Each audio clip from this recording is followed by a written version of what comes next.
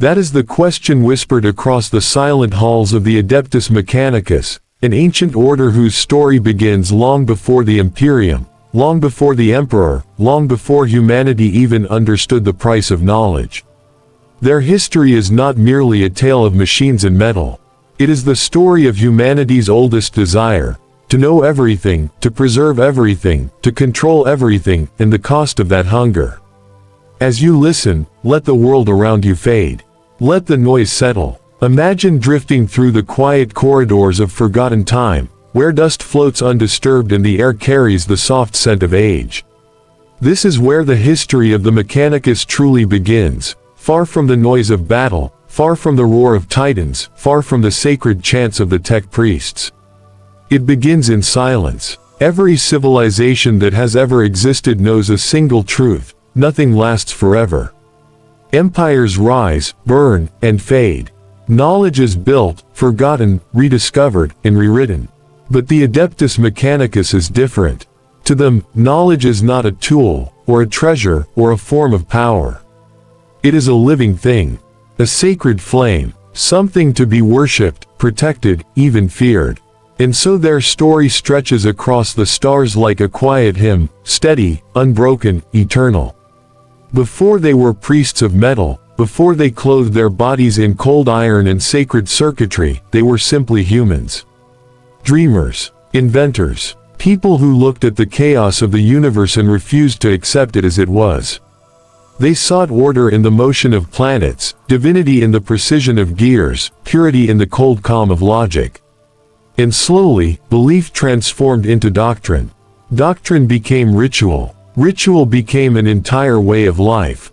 No one knows exactly when humanity first set foot upon the path that would lead to the cult Mechanicus. Perhaps it began when early scientists looked at their creations with awe and fear. Perhaps it began when the first machine outlived its maker. Or perhaps it began the moment mankind realized that one day, flesh fails, but metal endures. This script will guide you through all of it. The rise of ancient Earth, the forging of Mars, the birth of the machine cult, the tragedies of the Age of Strife, the silent pact with the Emperor, and the endless march of the omniscient disciples across the galaxy. It is a story older than the Imperium itself, older than many dare imagine. And yet, it continues today, unchanged and unbroken. In the quiet moments, you may notice something strange. A sense of calm. The kind that comes from listening to something vast and ancient, something that has witnessed the collapse of stars and the rebirth of worlds. The Adeptus Mechanicus is not just a faction, not merely a culture. It is a memory, a long, unbroken chain of knowledge stretching from the dawn of mankind into the distant, unreachable future. Listen closely, and let the weight of that history settle gently around you. Let the slow, deliberate pace of time guide you deeper into the story. Let each detail unfold like a quiet breath, each moment drifting into the next with the certainty of a machine's rhythm. Because this is more than a history lesson. It is an invitation to walk the path that billions have walked, to witness the transformation of humanity into something greater, stranger, and more enduring than flesh. The story begins with a spark. The spark becomes a machine. The machine becomes a god, and the god becomes a mystery that even the most devout cannot fully understand. Now, let us begin that journey. Before the Imperium, before the Emperor, before the Martian priesthood wrapped their bodies in steel and whispered prayers to machines, humanity was simply a species desperate to understand its place in the universe. And like all things that grow, it began with curiosity, quiet at first, then relentless, then dangerous. This is where the true story begins, not with red deserts or holy forges, but with the earliest humans staring up at the sky, watching the stars move across the heavens, and asking themselves questions that would one day reshape the galaxy. Questions about creation, invention, progress, and power. Questions that would ignite the first sparks of technology long before anyone imagined what those sparks would eventually become. But history has a strange way of hiding its greatest truths. The Adeptus Mechanicus, in all their reverence for logic and steel, did not appear overnight. They evolved from fears, hopes, and failures buried deep within the earliest days of Old Terra. Their roots stretch back to a time when humanity was still fragile, when every new discovery felt like a miracle, and every machine held the promise of a future no one could yet see.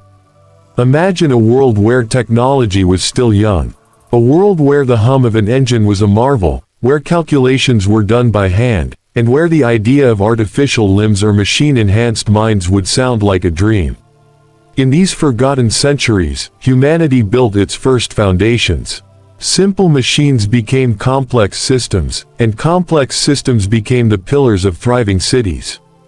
As tools grew more advanced, so too did the people who created them, engineers, thinkers, inventors, and visionaries who shaped the world one innovation at a time. And yet, beneath all that progress, a quiet reverence formed. A belief that machines were more than mere tools, more than creations, more than lifeless things. The earliest whispers suggested that machines possessed a spirit, a hidden perfection humanity could only imitate. These whispers traveled from workshop to workshop, from guild to guild, until they formed something far greater, a culture that admired machines as sacred objects. Not yet a religion, but a seed of one. The first prototype of a faith that would one day span thousands of light years. But here's where the story becomes truly fascinating. Because as humanity grew more dependent on its creations, it also grew more vulnerable. Each breakthrough brought new dangers. Each invention opened doors to consequences no one was prepared to face. And from these tensions, both magnificent and terrifying, the earliest machine cults began to form. Quietly, secretly, protecting knowledge, guarding advancement, worshipping precision and structure. These hidden groups would become the ancestors of the Mechanicus long before anyone knew their name. If you stay with this video until the very end, you'll discover a reward. A hidden truth about the Adeptus Mechanicus that even many fans overlook, something buried so deep in their ancient origins that it changes the way their entire story is understood. But we're not there yet. For now, let the world fade around you. Let the noise settle. Let this slow unraveling of forgotten time guide you deeper into a past where humanity still believed it controlled its destiny, before destiny took control of humanity instead. Not a weapon, not a war, but a tool, something built to make life a little easier, a little more predictable, a little more controlled.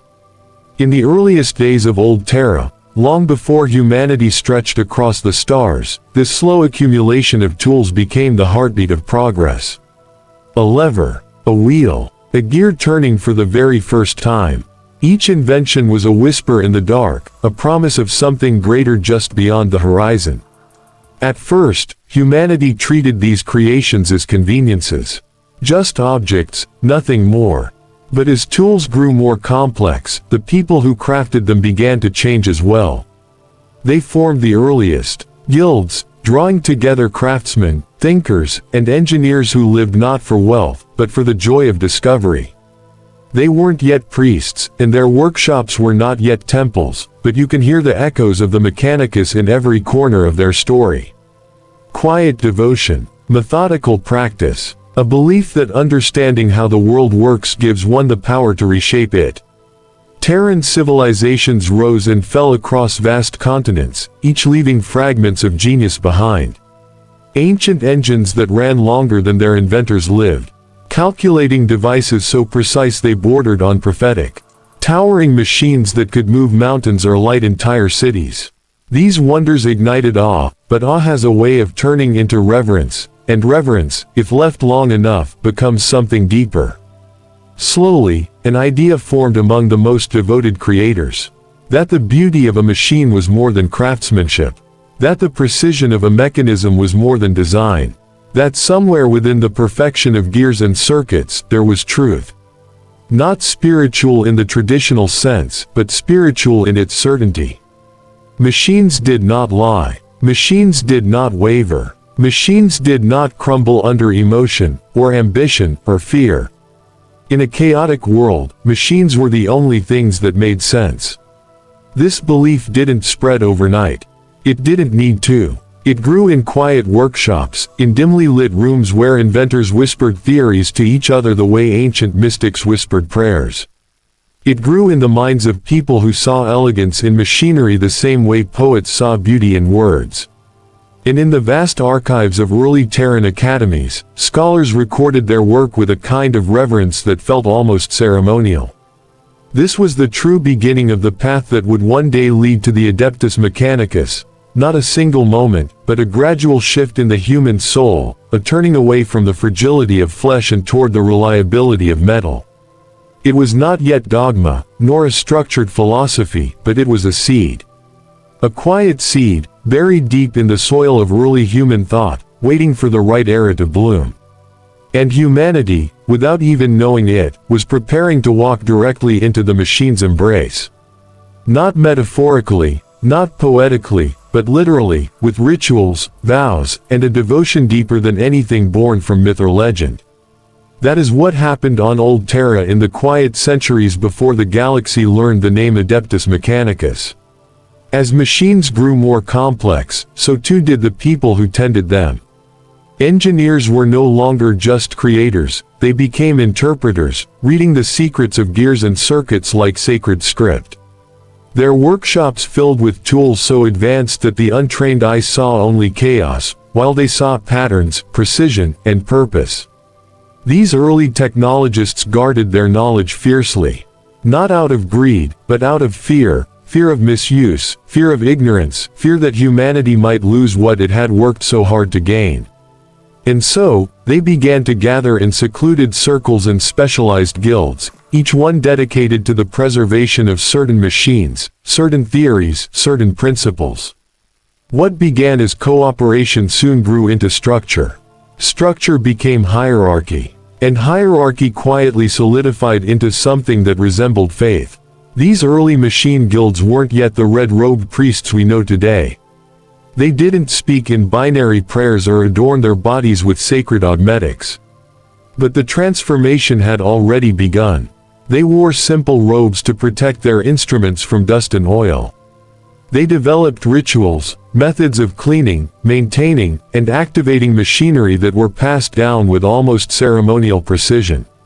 Even the way they documented knowledge became rigid, methodical, and sacred. Every formula, every schematic, every innovation, all recorded with near religious devotion. And somewhere along the way, humanity started looking at them differently. To the common people of Old Terra, these guilds were not merely engineers, they were custodians of miracles. When a generator that powered an entire city faltered, these strange, reserved individuals arrived to repair it. When a communication relay went silent, they brought it back to life with tools no one else understood. Their ability to resurrect machines earned them respect, and eventually, awe. People began to whisper that these men and women understood the world in ways others could not. Some said they could speak to machines. Others claimed they could hear the spirit of a device and diagnose its pain. Whether or not they believed such rumors, the guilds never corrected them. After all, a little mystery kept their craft protected. And so, slowly, the line between science and faith began to blur. Machine guilds became cults. Cults became fraternities. Fraternities became orders. And among these orders, a few began to whisper something that would one day define an entire civilization. The machine is eternal. The flesh is weak. This mantra didn't yet have the weight it would one day carry. It wasn't a commandment, only an observation, a quiet acknowledgement that metal endured where flesh failed. But in the minds of these early technologists, it became a guiding truth. Some sought to improve themselves through mechanical augmentation, primitive replacements at first, little more than prototypes. But the idea was there. Why rely on a body that time eroded, when the machines they built stood strong for centuries? Little did they know that this small, almost innocent step would one day transform their descendants into beings more metal than flesh, bound to a religion that cherished logic over emotion, and the divine perfection of machinery over the flawed chaos of humanity. Here, in these early whispers and rituals, the tech priests of Old Terra were born.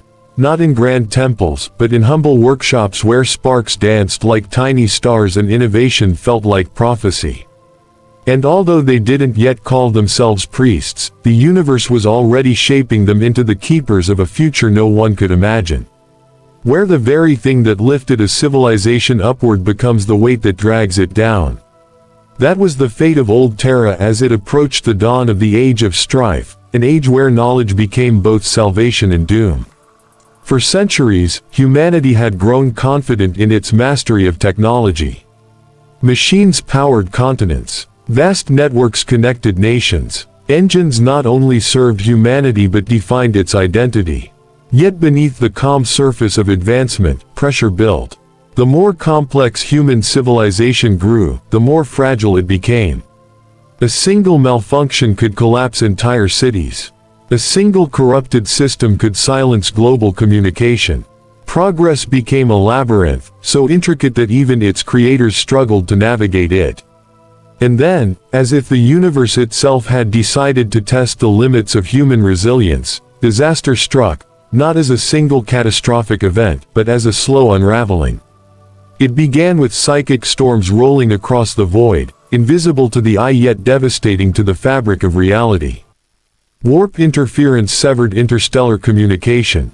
Trade routes turned silent. Ships vanished between worlds, swallowed by the unreliability of the Imperium. Entire colonies found themselves stranded, unable to send or receive even a single message. What had once been a unified species stretching across the stars suddenly fractured into isolated pockets of fear and confusion. On Terra, the effect was immediate and brutal. As communication collapsed, governments fractured. Regions that once depended on distant support found themselves alone. Borders tightened, trust dissolved, and wars erupted over resources once taken for granted. The great engines of industry, once symbols of hope, became targets of desperation. Factories fell silent. Power grids collapsed. Knowledge, once humanity's greatest treasure, became a liability when no one remained who understood how to maintain it. Technology that had once elevated humanity now became its ruin. In this growing darkness, the machine guilds, the early technologists, felt their influence surge.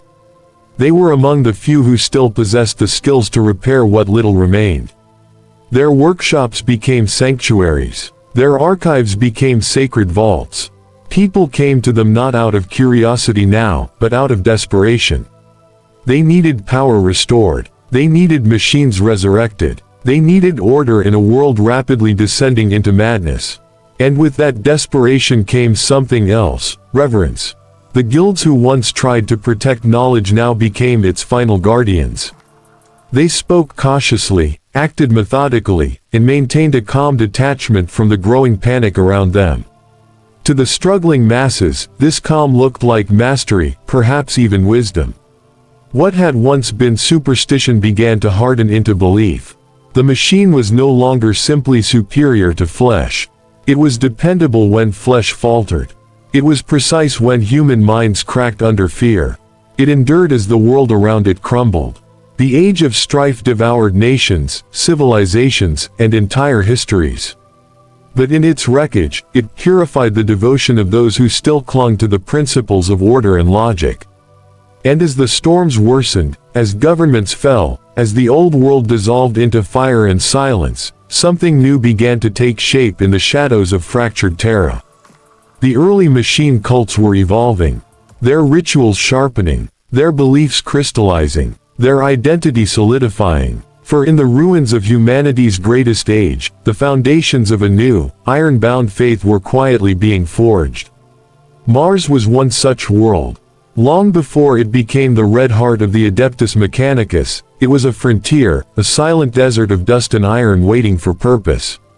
When humanity first reached Mars, it was not out of desperation, but ambition. Terra had grown crowded, its skies thick with industry, its lands carved into territories that endlessly collided. Mars, on the other hand, was quiet, empty, a world of red sand and forgotten potential. And to those early settlers, visionaries, dreamers, and engineers, Mars felt like a blank canvas where perfection could be built from the ground up. They came equipped with the finest machines humanity had ever created: atmospheric processors, terraforming engines, radiation shields, and vast arrays of automated laborers. At first, Mars seemed to embrace the transformation. Thin clouds formed, frozen water melted, small biospheres flourished under artificial suns. For a time, hope lived on the red planet like a fragile flower sheltered by steel. But Mars was not gentle. Its storms were fierce, its soil resistant, its air unforgiving. Terraforming progressed, but slowly, painfully slowly. The settlers soon realized that Mars demanded discipline unlike anything Terra required. Life there could only be sustained through order, precision, and an unwavering dedication to machinery. In this harsh environment, humanity learned to rely on technology not as a convenience, but as a lifeline. And so, a new culture began to emerge, shaped by necessity, strengthened by struggle. Martian settlers became less sentimental about flesh and more trusting of steel. Augmentations were not luxuries, they were survival tools. Radiation shielding embedded in bone. Enhanced lungs to breathe thin air. Mechanical limbs to withstand the brutal terrain. Mars didn't just change the people, it refined them, sharpening their values into something cold, logical, and precise. Here, in this crucible of red dust, the old Terran machine guild beliefs found fertile ground. What had been whispers on Terra became doctrine on Mars. What had been cautious rituals became sacred rites. What had been admiration became worship. The settlers formed tight-knit circles devoted to maintaining their life support systems. These circles evolved into ordered brotherhoods. Those brotherhoods, over time, evolved into something far more structured, the earliest unified machine cult of Mars. To the people of the Red Planet, machines were not simply tools, they were the very reason they were alive. Every breath they took was a gift from the engines that purified their air. Every meal they ate depended on systems that synthesized nutrients. And thus began the quiet, hidden conflict, one fought not with armies, but with encrypted logic, sealed data tombs, and secret orders delivered in binary bursts. A war of minds, not bodies. This struggle, the battle for the soul of Mechanicus logic, would shape the next age of the priesthood. It would determine whether the Mechanicus remained a servant of the Imperium, or evolved into something far more independent. Far more alien, far more dangerous. But that phase of the story is yet to unfold. Not in shouts, not in rebellion, but in a whisper-quiet hum, like the faint static of a machine spirit holding its breath. Because that is exactly what spread across Mars when the name Rexium Voth became more than a warning, it became a dividing line. The Adeptus Mechanicus had faced ideological fractures before, from petty doctrinal disputes to full-scale tech heresies. But the schism of silent circuits was different. It spread not through speeches or uprisings, but through coded data cant hidden in the rhythmic tick of servitors, through encrypted bursts flickering between noospheric channels, and through subtle absences where the Mechanicus expected to hear the comforting pulse of machine spirits, and heard nothing at all. At first, only the highest-ranking tech priests noticed. Then the artisans. Then the Anganseers. Soon entire forged shrines reported that their sacred machines were refusing to respond, not out of anger, but out of confusion. As though the logic patterns that governed their behavior were no longer fully in alignment with the rituals meant to soothe them. Something was changing at the foundation. And at the center of this shift, Rexium Voth continued his work with unnerving calm. He spoke rarely, but when he did, his words carried a weight that lingered long after the sound faded. His followers, now called the Logi Vothian Order, had grown into a quiet but formidable faction. They claimed that Voth's forbidden calculus was not heresy, but enlightenment.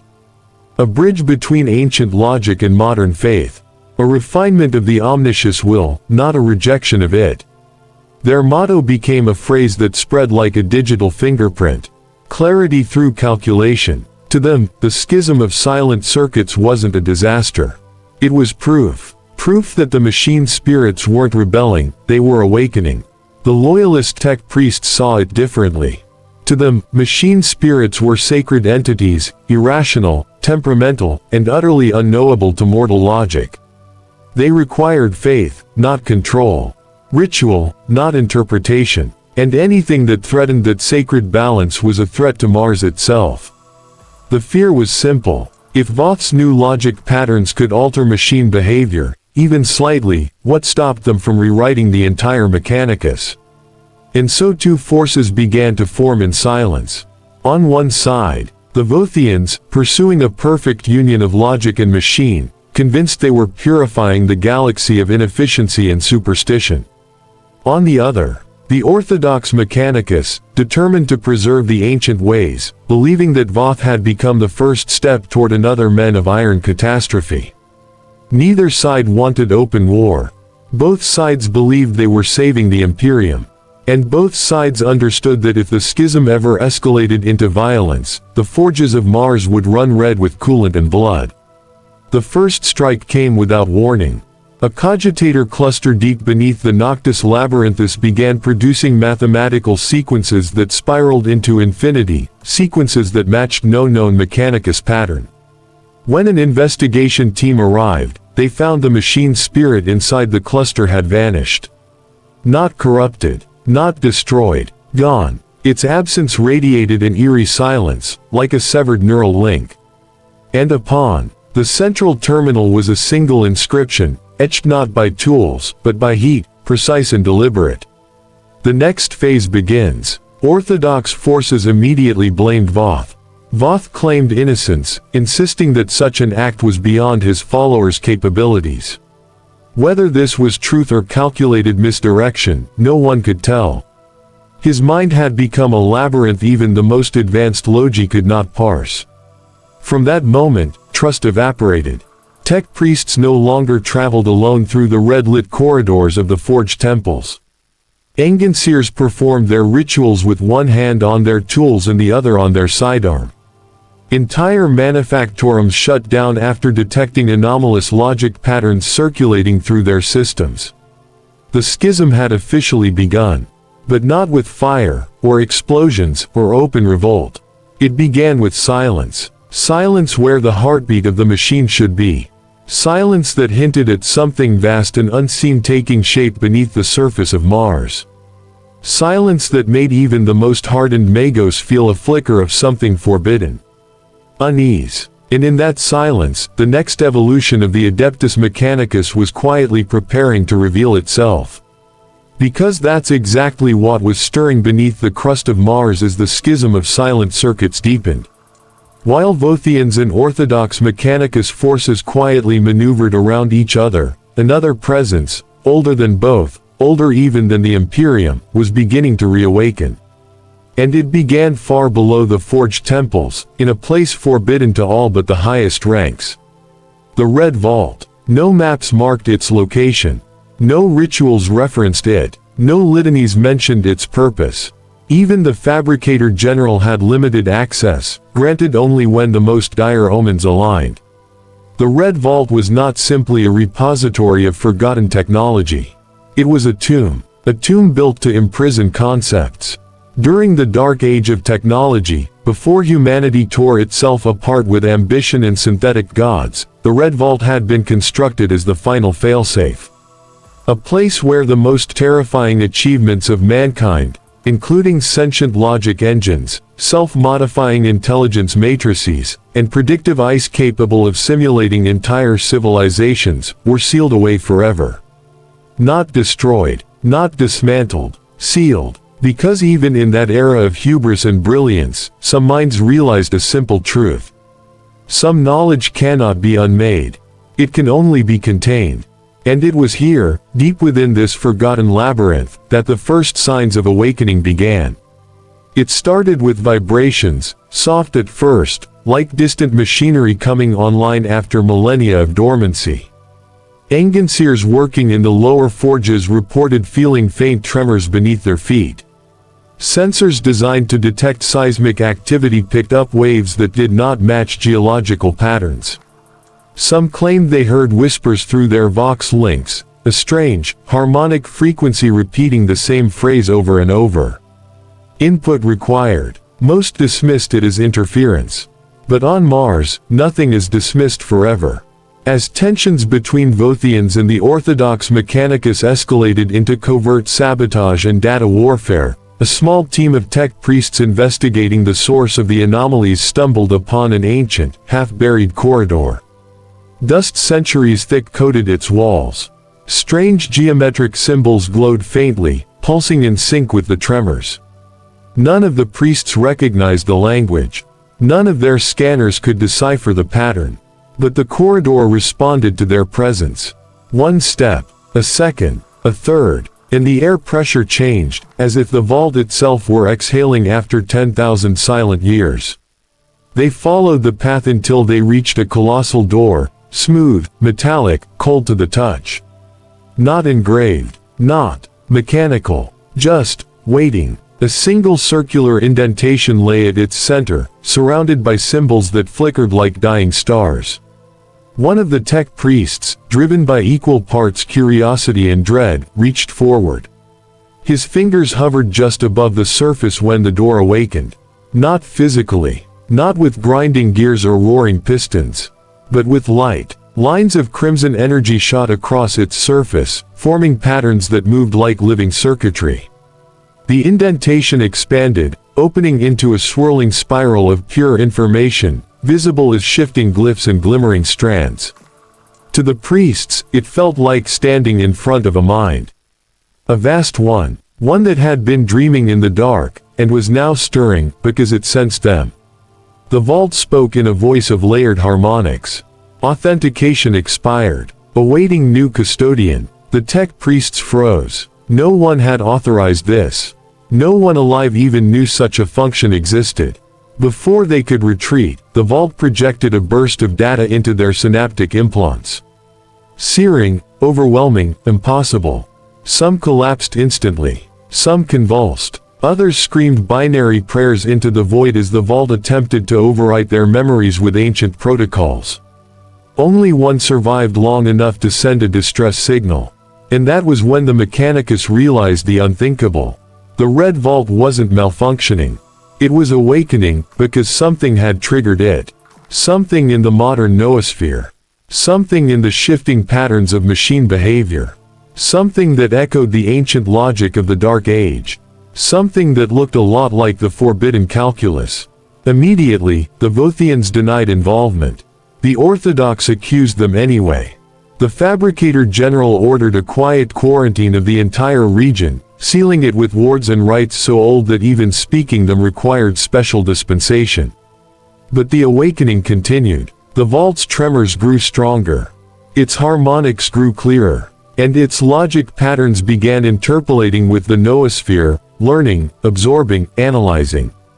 It was no longer waiting for a custodian. It was choosing one. And as Mars trembled with the first stirrings of something its people were never meant to face, one truth became unavoidable. The Adeptus Mechanicus was no longer in control of its own evolution. Something older had entered the game. Something that had seen humanity at its peak. And its downfall. Because that is exactly where the Adeptus Mechanicus now found itself, as the awakening of the Red Vault rippled through Mars like a silent scream. In the forges far above, the schism of silent circuits had already frayed loyalties, strained networks, and driven machine spirits into uneasy slumber.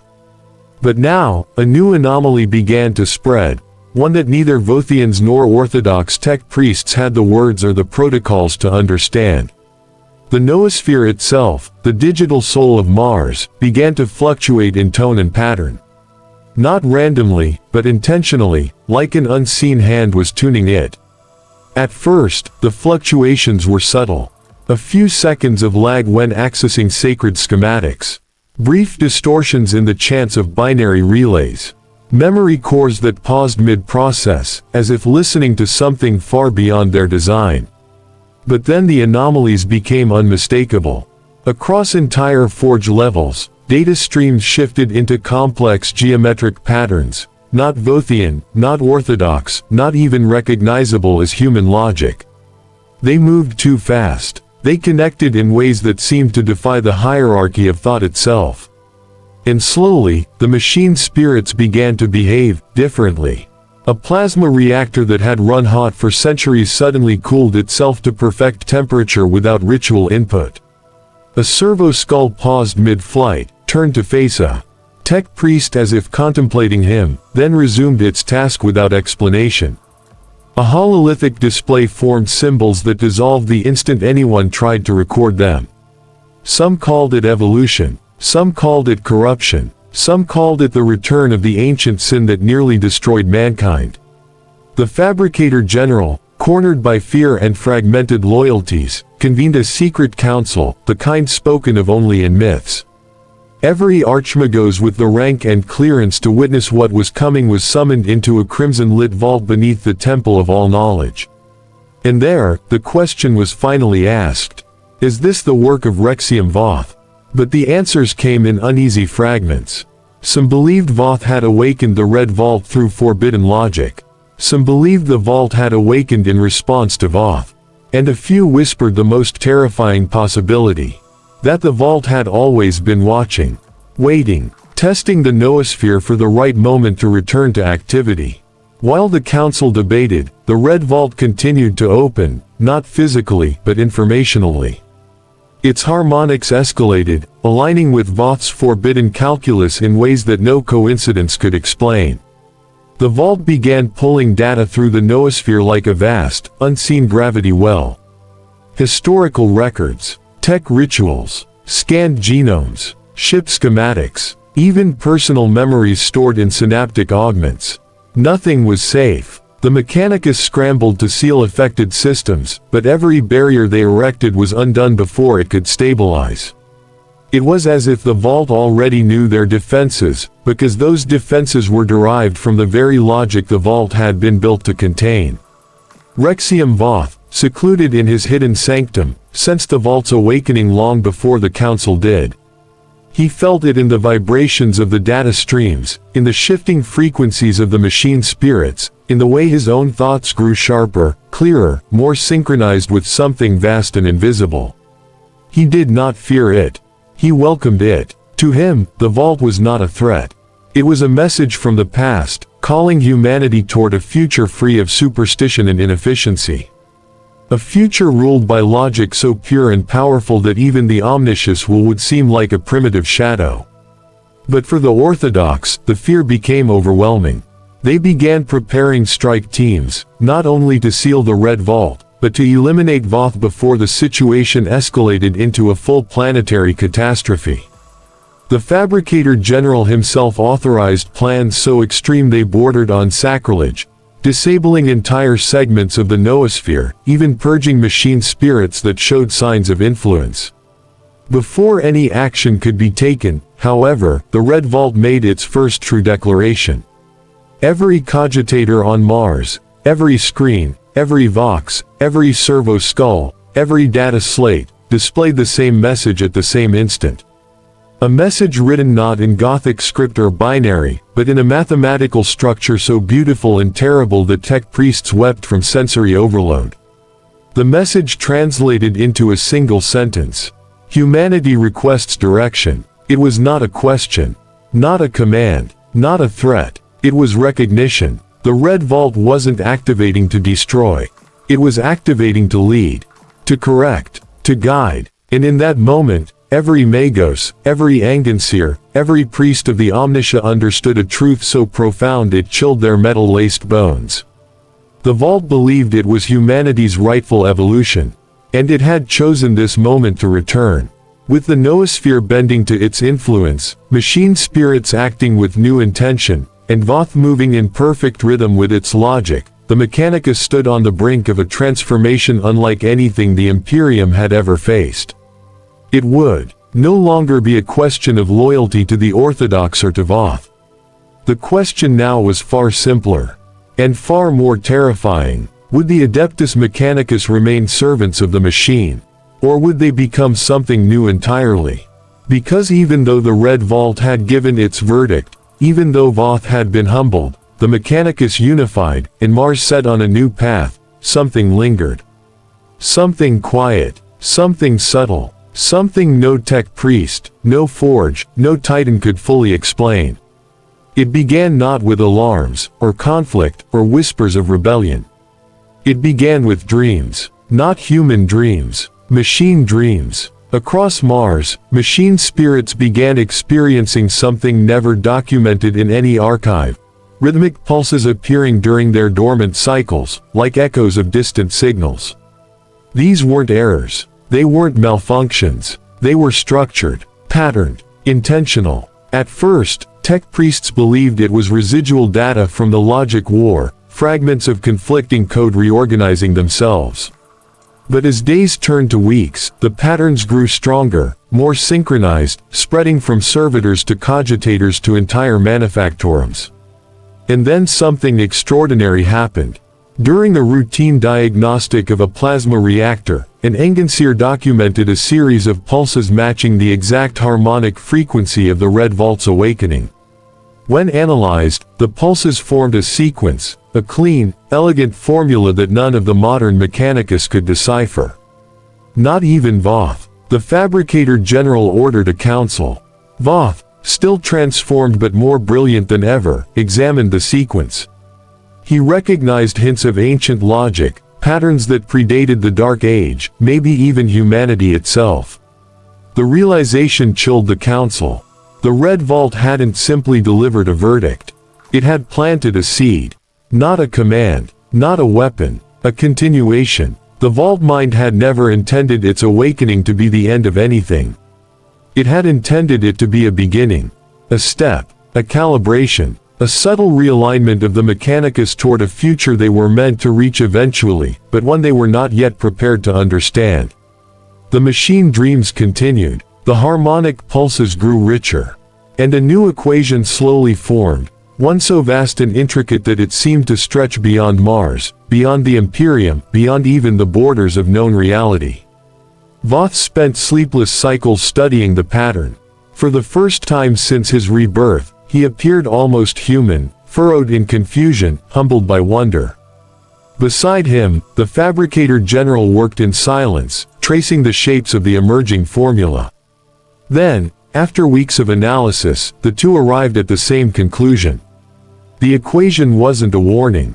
It wasn't a prophecy. It wasn't a threat. It was an invitation. The Vault Mind had given them unity, balance, understanding, but not perfection. Perfection was not the goal. Growth was. Exploration was. Discovery was. The Adeptus Mechanicus had spent millennia looking backward, worshipping relics, guarding knowledge, clinging to rituals that preserved the past at the cost of the future. But the Red Vault had offered something new. A direction, not one of dominance, like Voth's early vision. Not one of stagnation, like the Orthodox doctrine. But a third path, one neither faction could have reached alone. A path of evolution. The final machine dream pulses synchronized across Mars, bright enough to appear in the night skies as shimmering waves of red and gold.